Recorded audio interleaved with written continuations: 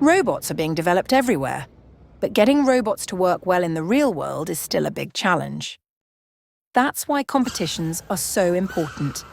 They test robots in real, unpredictable situations where there's no time to try again and no way to alter the environment. The robots have to think fast, adapt, and perform at any given time. One challenge where AI was really put to the test this year took place at the 2025 A2RL Autonomous Drone Racing Championship. In this competition, drones had to race at high speed through an indoor track, using only a front-facing camera and a motion sensor called an IMU. That means the drone had to see and understand the track in real time, with extremely limited sensors.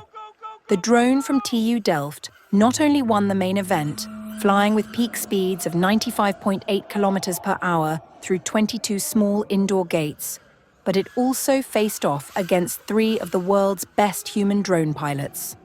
And in a historic first, the autonomous drone beat them all. This is more than just a racing win.